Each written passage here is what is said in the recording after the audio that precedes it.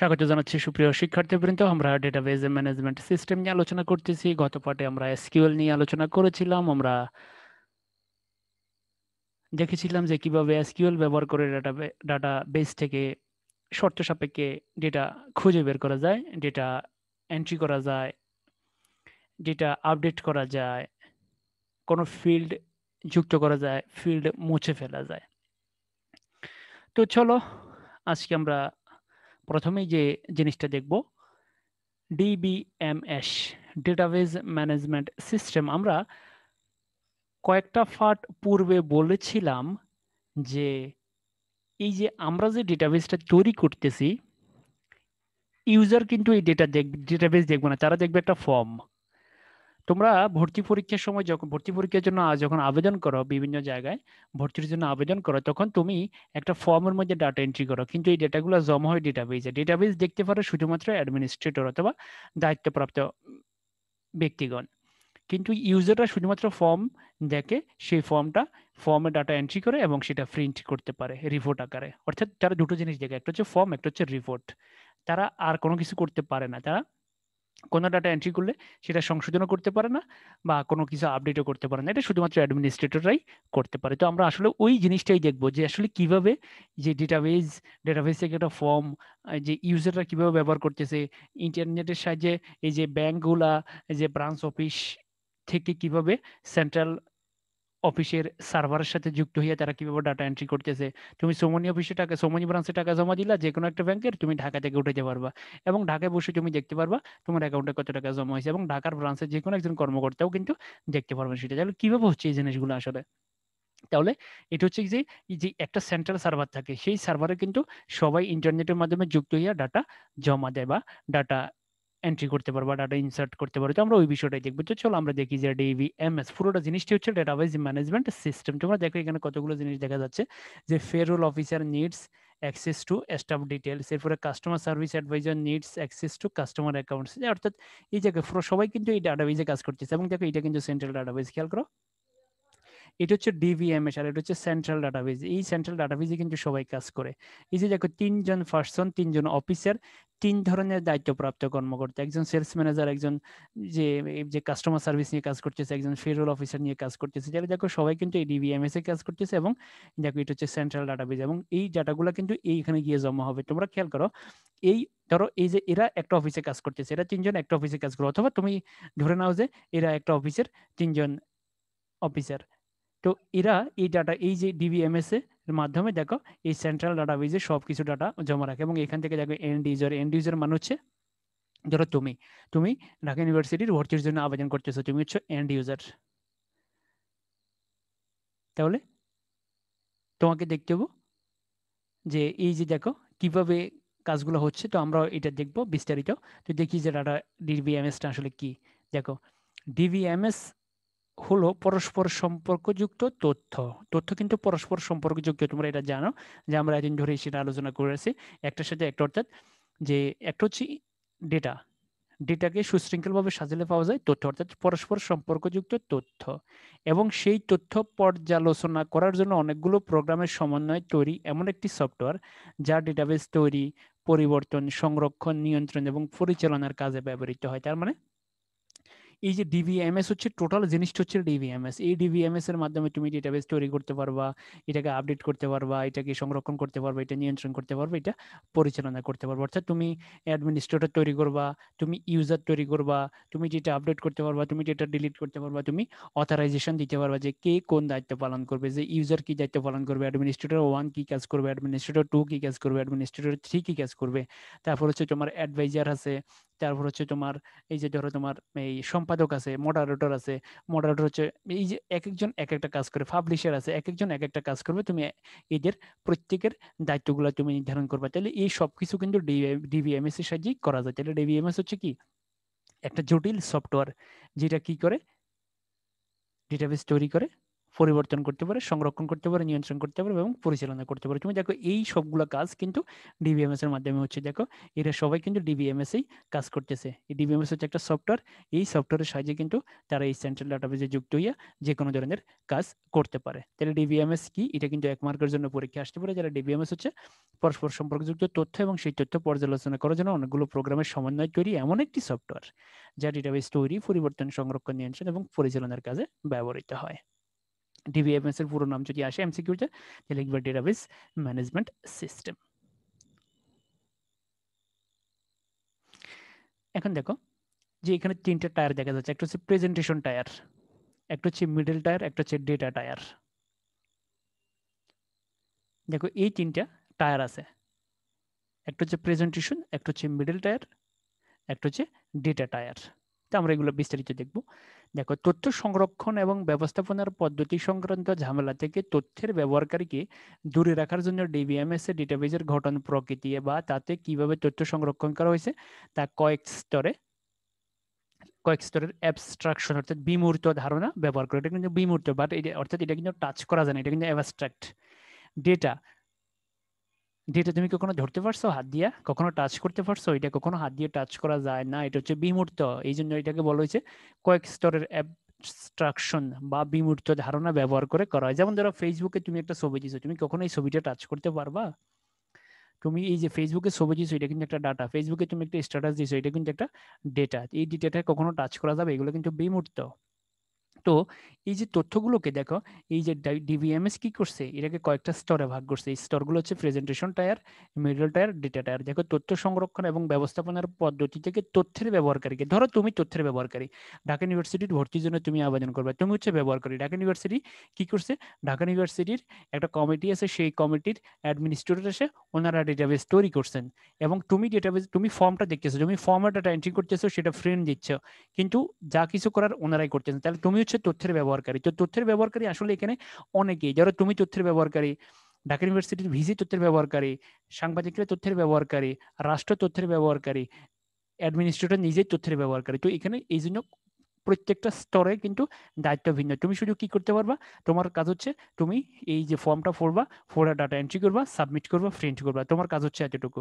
ঠিক একইভাবে আবার অনেকে ঢুকে দেখতে পারবে যে কতজন এখানে আবেদন করছে, অর্থাৎ এক একজন এক একটা কাজ করতে পারবে। আবার কেউ একজন কি করতে পারবে, সে এই যে ডেটাবেজে ঢুকে সে ডেটাগুলোকে ফ্রেম দিতে পারবে, সব ডেটা, কিন্তু তুমি তো ফ্রেম দিতে পারবে না। তুমি হচ্ছে শুধুমাত্র তুমি তোমারটাই ফ্রেম দিতে পারবা। দেখো তথ্যকে অ্যাবস্ট্রাকশন বা বিমূর্ত ধারণা 3টি স্তরে প্রকাশ করা হয়। প্রথম হচ্ছে ঘাটনিক স্তর। প্রথম হচ্ছে ঘাটনিক স্তর, এই স্তরটি হচ্ছে সবচেয়ে নিচের স্তর। এর মানে হলো এই স্তরটি হচ্ছে অন্য স্তরের ভিত্তি। মনে রাখবে ঘাটনিক স্তর হচ্ছে সকল স্তরের ভিত্তি। ঘাটনিক স্তর হচ্ছে সকল স্তরের ভিত্তি, এই স্তরটি হচ্ছে সবচেয়ে নিচের স্তর। এই স্তরে ডেটাবেস কিভাবে গঠন করা হলো, এতে তথ্য কি উপায়ে রাখা হয়েছে, তথ্যের গঠন ইত্যাদি বিস্তারিত দেওয়া থাকে।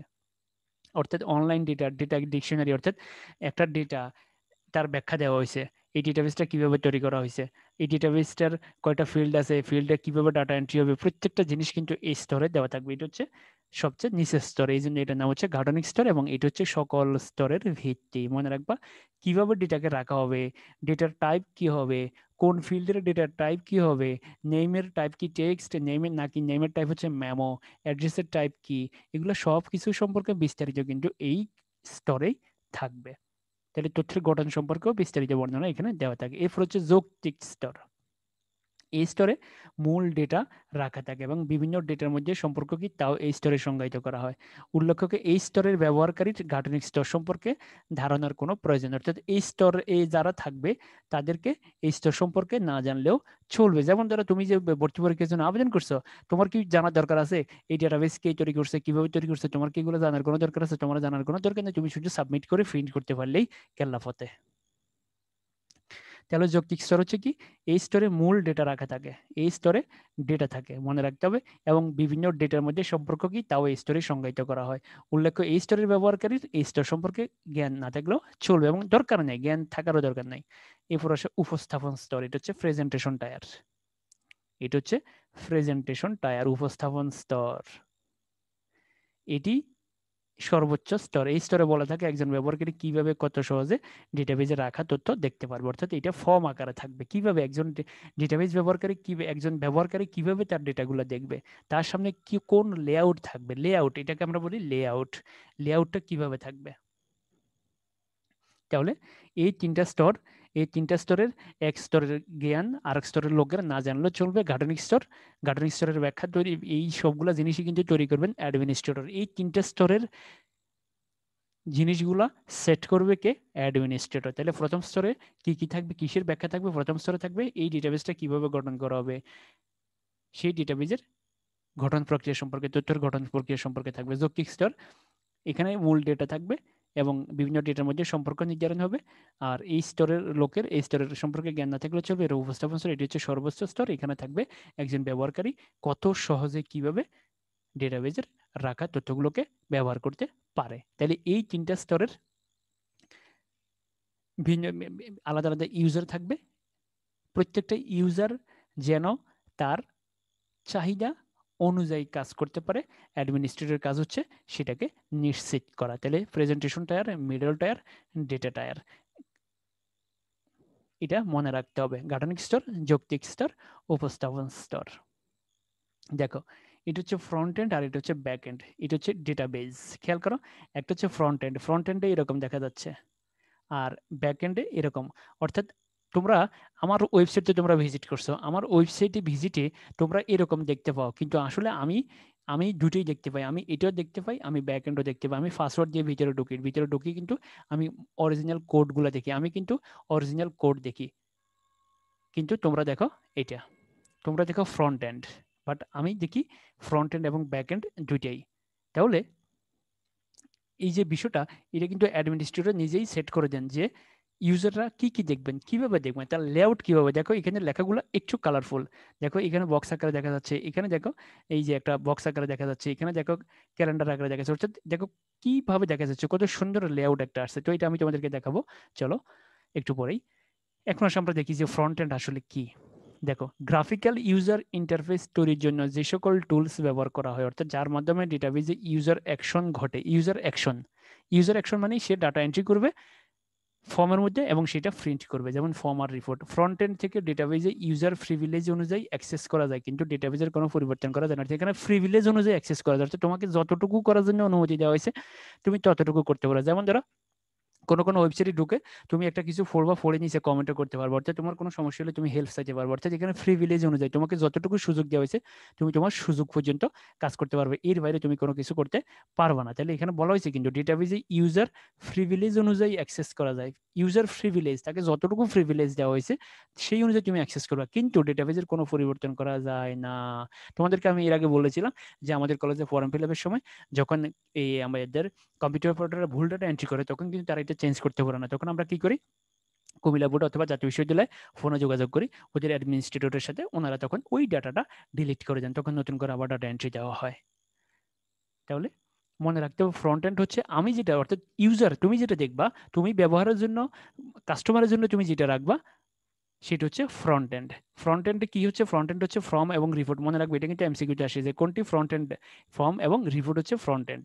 তাহলে ফ্রন্ট এন্ড থেকে ডেটাবেজে ইউজার প্রিভিলেজ অনুযায়ী ডেটাবেজে অ্যাক্সেস করবে, কিন্তু ডেটাবেজের কোনো পরিবর্তন সে করতে পারবে না। তাহলে মনে রাখবে এটা হচ্ছে ফ্রন্ট এন্ড, আর এটা হচ্ছে ব্যাক এন্ড, আর এটা হচ্ছে ডেটাবেজ। তাহলে ডেটাবেজের ভিতরে ডেটা থাকে, কাঁচা ডেটা থাকে, সেখান থেকে আমরা ফ্রন্ট এন্ডও পাইতে পারি, সেখান থেকে আমরা ব্যাক এন্ডও পাইতে পারি। যে ব্যাক এন্ডটা শুধুমাত্র অ্যাডমিনিস্ট্রেটরের জন্য, অ্যাডমিনিস্ট্রেটর ছাড়া কেউ এই জায়গায় ঢুকতে পারবে না। এবার ব্যাক এন্ড, যেখানে তথ্য বা ডেটা জমা থাকে তাকে ব্যাকএন্ড বলে। সুতরাং ব্যাকএন্ড হলো তথ্যের ধারক। তাহলে তথ্যের ধারককে তথ্য কার ভিতরে থাকে, ব্যাকএন্ডের মধ্যে থাকে। তাহলে এই ব্যাকএন্ড খেয়াল করো, এই ব্যাকএন্ডের ডেটাগুলো অরিজিনাল কিন্তু ডেটা ব্যাংক, অরিজিনাল হচ্ছে ডেটা ব্যাংক পাসওয়ার্ড দিয়ে এর সাথে আমরা কানেক্ট করি, কানেক্ট করে আমরা ডেটাকে আপডেট করি, ডিলিট করি, যা কিছু করার করি। আর তোমরা সরাসরি একটা অ্যাড্রেস থাকে, সেই অ্যাড্রেসে ক্লিক করলে এরকম কিছু দেখো। তাহলে দেখো ব্যাকএন্ডে কি থাকে, ব্যাকএন্ড হচ্ছে টেবিল, ভিউ ইত্যাদি। ডেটাবেজের গঠনগত পরিবর্তন, ইউজারের সংখ্যা নির্ধারণ এবং ইউজার প্রিভিলেজ ইত্যাদি কাজ ব্যাকএন্ডে করা হয়। অর্থাৎ কারা কারা এই ওয়েবসাইট দেখতে পারবে, কারা কারা এই পোস্ট দেখতে পারবে, সবকিছু কিন্তু এখান থেকে নির্ধারণ করো। এবং যদি আরো কিছু ধরো সহকারী প্রশাসক তৈরি করার দরকার হয়, তাহলে অ্যাডমিনিস্ট্রেটর সাহেব নিজে এটা এখানে সেট করে দিতে পারেন। তাহলে সবকিছু কিন্তু ব্যাক এন্ডে করা হয়। এখানটা হচ্ছে শুধুমাত্র কি, এটা হচ্ছে শুধুমাত্র যেটাকে বলা হয় যে তোমাদের এই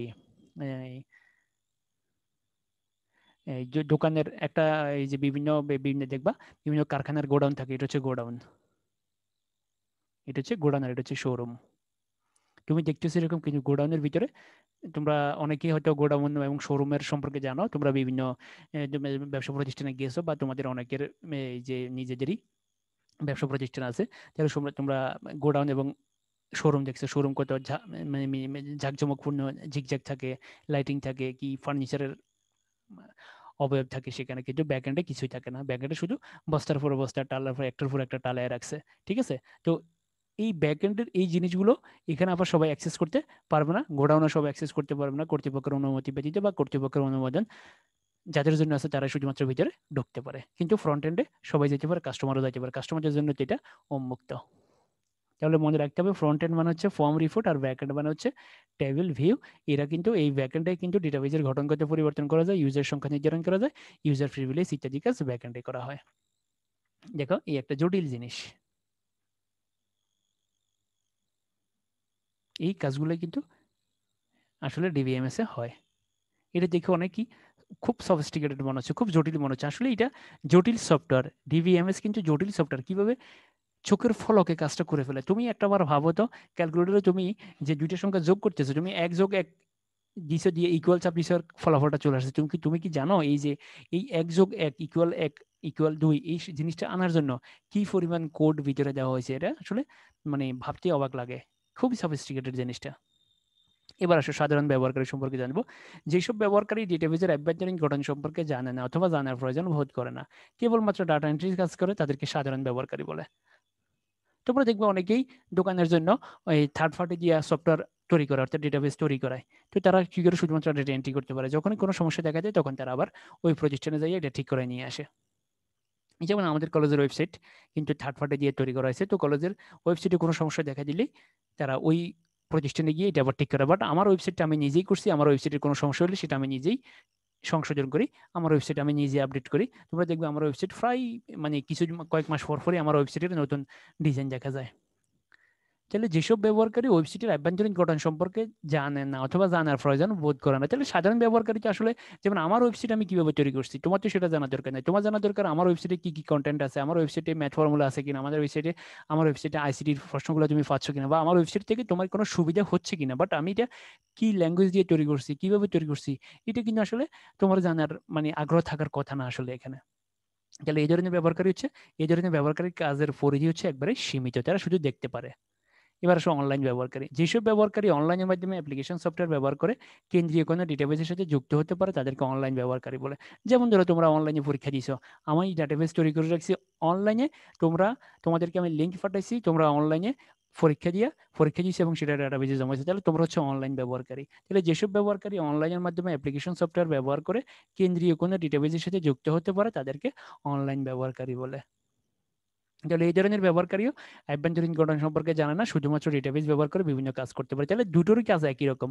এরাও ডেটাবেসের অভ্যন্তরীণ গঠন সম্পর্কে জানে বা জানার প্রয়োজন নেই, এরাও ডেটাবেসের অভ্যন্তরীণ গঠন সম্পর্কে জানে না, অথবা না জানলেও কোনো সমস্যা নেই। তারা কি করে, তারা ইন্টারনেটের মাধ্যমে সার্ভারের সাথে যুক্ত হইয়া সরাসরি ডেটাবেস ব্যবহার করে। এই যে দেখো আমরা গত কয়েকদিন যে এগুলো ডেটাবেসগুলো তৈরি করছি, এগুলো কিন্তু ইন্টারনেটের সাহায্যে ব্যবহারযোগ্য নয়, এগুলো কিন্তু আভ্যন্তরীণ ডেটাবেস, এগুলো শুধুমাত্র কম্পিউটারের মধ্যে থাকে। কিন্তু এই যে আমরা যে অনলাইনে পরীক্ষা নিচ্ছি, এটা কিন্তু অনলাইন, এটা অনলাইন ছাড়া ব্যবহার করা যাবে না, এটা শুধুমাত্র ইন্টারনেটের সাথে যুক্ত হয়ে ব্যবহার করতে হয়। যেমন আমার ওয়েবসাইট আমি যে তোমাদের জন্য এই যে আইসিটি প্রশ্ন, ম্যাথের প্রশ্ন বা যে যত কিছু রাখছি সব কিছু কিন্তু অনলাইন, অর্থাৎ আমি রাখছিও ইন্টারনেটের সাহায্যে, তোমাদেরকে দেখতে হবে ইন্টারনেটের সাহায্যে, তোমরা কিন্তু ইন্টারনেট ছাড়া ওখান থেকে কোনো কিছু দেখতে পাইবে না। অর্থাৎ যে কারো ওয়েবসাইট, বাংলাদেশে যতগুলো ওয়েবসাইট আছে, যে কারো ওয়েবসাইটে তুমি যদি ঢোকো, তোমার কিন্তু ইন্টারনেট লাগবে। তার মানে এটা হচ্ছে অনলাইন ব্যবহারকারী। তাহলে একটা হচ্ছে সাধারণ ব্যবহারকারী যেটা অফলাইনে, আর একটা হচ্ছে অনলাইন ব্যবহারকারী যেটি ইন্টারনেট ছাড়া হয় না। এবার আসে অ্যাপ্লিকেশন প্রোগ্রামার। তাহলে যে সকল প্রোগ্রামার নেটিভ এবং অনলাইন ব্যবহারকারীদের জন্য, নেটিভ মানে সাধারণ ব্যবহারকারী, মনে রাখবে নেটিভ মানে হচ্ছে সাধারণ ব্যবহারকারী। তাহলে যেসব প্রোগ্রামার নেটিভ এবং অনলাইন ব্যবহারকারীদের জন্য অ্যাপ্লিকেশন প্রোগ্রাম অথবা ইউজার ইন্টারফেস তৈরি করে, তাদের জন্য তাদেরকে বলে অ্যাপ্লিকেশন প্রোগ্রামার। তাহলে যেমন ধরো আমি হচ্ছি অ্যাপ্লিকেশন প্রোগ্রামার। আমি তোমাদের জন্য আমার ওয়েবসাইট তৈরি করছি, তোমাদের জন্য আমি এই যে আমার ইউটিউব চ্যানেল রেডি করছি, তোমাদের জন্য আমি এই যে অনলাইন পরীক্ষার ব্যবস্থা করছি, আমি বিভিন্ন কলেজের অনলাইনে পরীক্ষা নিচ্ছি, তাহলে আমি হচ্ছে অ্যাপ্লিকেশন প্রোগ্রামার। আমি সাধারণ এবং অনলাইন ব্যবহারকারীদের জন্য অ্যাপ্লিকেশন প্রোগ্রাম অথবা ইউজার ইন্টারফেস তৈরি করছি। এই অ্যাপ্লিকেশনগুলো বিভিন্ন প্রোগ্রাম ব্যবহার করে করা হয়, যে ল্যাঙ্গুয়েজ ব্যবহার করে, সেটা জায়গায় assembler, C, COBOL, Fortran, Pascal, Java ইত্যাদি। তোমরা আস্তে আস্তে এগুলো শিখবা। এই যে প্রোগ্রামিং ল্যাঙ্গুয়েজগুলো, এগুলো কিন্তু তোমরা আস্তে আস্তে শিখবে। তোমরা ইন্টারমিডিয়েট পাস করার, তোমরা যদি আউটসোর্সিং করতে চাও তাহলে তোমাদেরকে বিভিন্ন ভাষা শিখতে হবে, এবং তোমরা যদি কম্পিউটার সায়েন্স অ্যান্ড ইঞ্জিনিয়ারিং পড়ো তাহলে তো তোমরা এগুলো সম্পর্কে অনেক বেশি জানবে, তোমরা এগুলোতে হাফেজ হয়ে যাবে। এবার আসো ডেটাবেজ অ্যাডমিনিস্ট্রেটর। যে ব্যক্তি বা ব্যক্তিবর্গের উপর ডেটাবেজের কেন্দ্রীয় নিয়ন্ত্রণ ব্যবস্থা অর্পিত থাকে সেই ব্যক্তি বা ব্যক্তিবর্গকে ডেটাবেজ অ্যাডমিনিস্ট্রেটর বলে। অর্থাৎ যার উপর ডেটাবেজের নিয়ন্ত্রণ ব্যবস্থা থাকে, অর্থাৎ মূল কথা হলো যার হাতে চাবি থাকে, যার হাতে সিন্ধুকের চাবি আছে সে হইলো ঘরের কর্তা। মনে রাখবা, তোমার ঘরের সব সম্পদের চাবি যার কাছে আছে, অথবা যে সব সম্পদ ব্যয় করার ক্ষমতা রাখে, সেই হচ্ছে ঘরের প্রশাসক বা সেই হচ্ছে ঘরের কর্তা। তাহলে মনে রাখতে হবে যে ব্যক্তি বা ব্যক্তিবর্গের উপর, ব্যক্তিবর্গ অর্থাৎ কর্তা কিন্তু দুইজনও হইতে পারে, মনে রাখবে ব্যক্তিবর্গের উপর ডেটাবেজের কেন্দ্রীয় নিয়ন্ত্রণ ব্যবস্থা অর্পিত থাকে সেই ব্যক্তি বা ব্যক্তিবর্গকে বলে ডেটাবেজ অ্যাডমিনিস্ট্রেটর। সংক্ষেপে বলা যায় ডেটাবেজের সার্বিক দায়িত্বে নিয়োজিত ব্যক্তিকে বলে ডেটাবেজ অ্যাডমিনিস্ট্রেটর। এরা হচ্ছে সর্বোচ্চ স্তরের ব্যবহারকারী, অর্থাৎ এরা সর্বোচ্চ স্তরের খাদক। এরা হলো সর্বোচ্চ স্তরের ব্যবহারকারী, যারা ডেটাবেজের সাথে অধিক পরিচিত এবং যারা ডেটাবেজ তৈরি, পরিবর্তন নিয়ন্ত্রণ করে থাকে। মনে রাখবা অ্যাডমিনিস্ট্রেটর হচ্ছে সর্বোচ্চ স্তরের খাদক। এরা ডেটাবেজ তৈরি করে, ডেটাবেজ ডিলিট করে দেয়, ডেটাবেজ পরিবর্তন করে, ডেটাবেজ নিয়ন্ত্রণ করে, ইউজারের সংখ্যা নিয়ন্ত্রণ করে। তারাই হচ্ছে অ্যাডমিনিস্ট্রেটর। এরাই মূলত সব কাজ করে থাকে। এরা ডেটাবেজ সম্পর্কে সবচেয়ে বেশি জানে। এরপরে দেখো, ডেটাবেজ অ্যাডমিনিস্ট্রেটরের প্রশাসনিক ও কারিগরি দক্ষতার উপর ডেটাবেজের সার্বিক ব্যবস্থাপনা সার্বিক সাফল্য নির্ভর করে। অর্থাৎ অ্যাডমিনিস্ট্রেটর শুধু হইলেই হয় না, অ্যাডমিনিস্ট্রেটরের জ্ঞানের উপর, অ্যাডমিনিস্ট্রেটরের দক্ষতার উপর কিন্তু ডেটাবেজের সাফল্য নির্ভর করে। তুমি এই যে ধরো ব্যাংকের ডেটাবেজে ঢুকছো, অথবা তুমি যে আমার ওয়েবসাইটে ঢুকছো, যেমন ধরো আমার ওয়েবসাইট, আমি একজন সাধারণ প্রোগ্রামার, আমি কিন্তু সিএসসি পাস করা না, আমি ছোট ছোট কিছু কোর্স করছি, আমি সরকারি কিছু ট্রেনিং করছি, সেখান থেকে আমি শিখছি, শিখে আমি প্রোগ্রাম শুরু করছি। তাহলে আমি আমি কিন্তু এত বেশি দক্ষ না, আমি শুধু যেটুকু দরকার, ধরো পরীক্ষা সফটওয়্যার তৈরি করছি আমি, যে তোমাদের এই যে ইএলডি যে কলেজের পরীক্ষাগুলো হয়, এগুলো আমার সফটওয়্যার আমি ব্যবহার করছি, এগুলো সবাই ডাটা এন্ট্রি দেয়। তো এখানে দেখো আমার কিন্তু একটা সীমাবদ্ধতা আছে, কারণ যারা 4 বছর ধরে কম্পিউটার সায়েন্স এন্ড ইঞ্জিনিয়ারিং পড়ে তারা কিন্তু অনেক বেশি জানে, তারা অনেক বেশি এক্সপার্ট। তো বুঝতে হবে যে দেখো আমার থেকে আরো কম জ্ঞান, যে কিছুই জানে না, কম্পিউটার সম্পর্কে কিছু জানে না, অনেক জায়গায় সে আছে, যে ধরো মানে সে কম্পিউটারের দায়িত্বে আছে, সে কবে মানে সবকিছু মানে হেড হচ্ছে সে। তো দেখা গেছে যে এখন উনি যেহেতু কিছুই জানে না, তোমরা দেখবে বিভিন্ন অফিসে গেলে ম্যানেজার, বিভিন্ন ব্যাংকের ম্যানেজার, বিভিন্ন জায়গায় গেলে সে কম্পিউটার সম্পর্কে কিছুই জানে না, কিন্তু এখন সে কিন্তু দায়িত্বে আছে। বাট এখন ওনার কাছ থেকে তুমি কোনো কাজ কিন্তু দ্রুত আদায় করে নিতে পারবে না, কিন্তু যেই কাজ জানে সে কিন্তু কোনো দায়িত্ব পায় না। এটা কিন্তু বিভিন্ন প্রতিষ্ঠানে আছে। তাহলে এটা মনে রাখতে হবে, অ্যাডমিনিস্ট্রেটরের প্রশাসনিক কারিগরি দক্ষতার উপর কিন্তু ডেটাবেজ ব্যবস্থাপনার সার্বিক সাফল্য কিন্তু নির্ভর করে। তিনি ডেটাবেজ ম্যানেজমেন্টের সুষ্ঠু ব্যবস্থাপনা ও পরিচালনার যাবতীয় দায়িত্ব পালন করেন। তাহলে এই যে ডেটাবেজ ব্যবস্থাপনা এবং পরিচালনা, এটাকে তৈরি করা, ইউজার এটা ঠিকমতো ব্যবহার করতে পারতেছে না। আমি আমার ওয়েবসাইট তৈরি করছি তোমার জন্য, তুমি যদি আমার ওয়েবসাইটে ঢুকে তোমার জিনিসগুলো তুমি নিতে না পারো তাহলে আমি ব্যর্থ, তুমি ব্যর্থ না, আমি ব্যর্থ। কারণ আমি ওয়েবসাইটটা ঠিকমতো বানাইতে পারি নাই, বা আমি ডাটাগুলোকে ঠিকমতো রাখতে পারি নাই, এই কারণে তুমি তোমার প্রয়োজন পূরণ করতে পারো নাই আমার ওয়েবসাইট থেকে। মনে রাখতে হবে এটা তোমাকে সব সময়। তাহলে এই জন্য পুরোটার জন্য সব কিছুর জন্য দায়ী হচ্ছে অ্যাডমিনিস্ট্রেটর। তো সুপ্রিয় শিক্ষার্থীবৃন্দ, ধন্যবাদ সবাইকে। ডিবিএমএস সম্পর্কে জানতে হবে, ডিবিএমএস সম্পর্কে তুমি জানলে তুমি বুঝতে পারবা যে একটা ডেটাবেজ কিভাবে, একটা টেবিল থেকে কিভাবে লক্ষ লক্ষ লোক, কোটি কোটি লোক পৃথিবীর যে কোনো প্রান্তে বসে ইন্টারনেটের মাধ্যমে ডেটা এন্ট্রি করতে পারতেছে, সে ফর্ম প্রিন্ট করতে পারতেছে, সব তার তার কোয়েরি ফিল আপ করতে পারতেছে।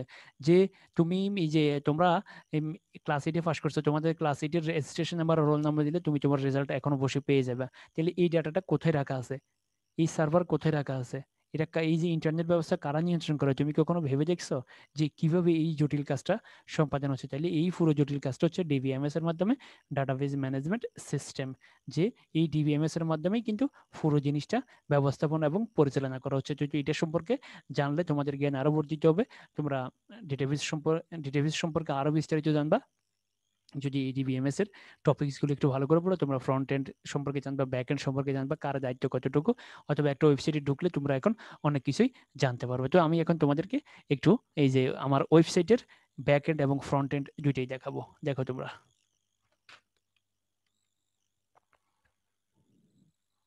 আমরা ইন্টারনেটে ঢুকতেছি।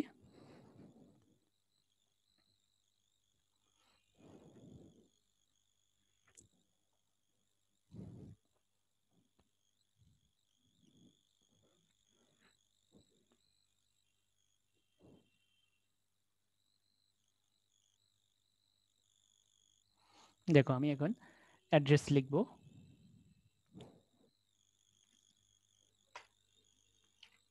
ধরো tulipkeshav.com।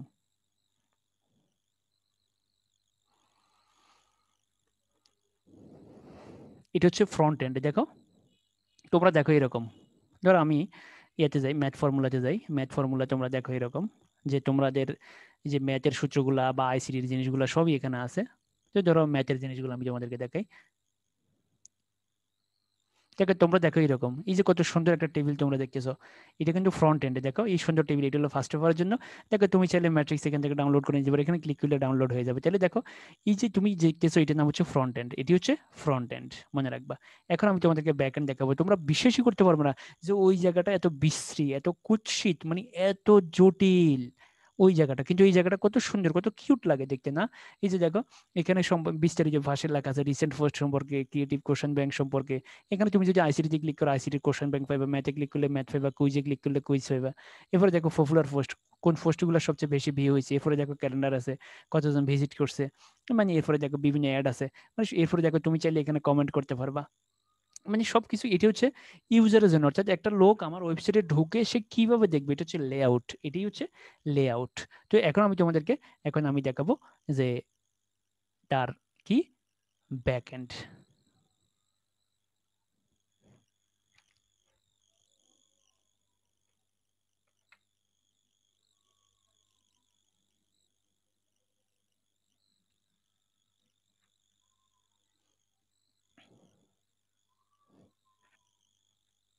তো এটা আমি তোমাদেরকে দেখাবো না, পাসওয়ার্ডটা দেখো, আমরা ভিতরে ঢুকে গেছি।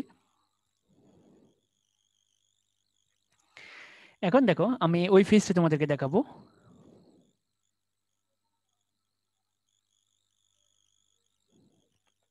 আগে আমি একটু সেটিংটা চেঞ্জ করে নিই।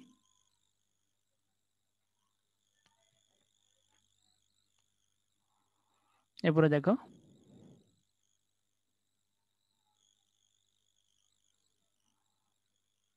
তোমরা দেখো এটা কিন্তু ব্যাক এন্ডের কাজ আমরা এখানে করি, কিন্তু ব্যাক এন্ডের কাজের সাথে ফ্রন্ট এন্ডের কোনো মিলই নেই। দেখো তোমাদেরকে এখন দেখো ম্যাথ ফর্মুলা ডাটাগুলো আছে কিভাবে, তুমি দেখো কিভাবে।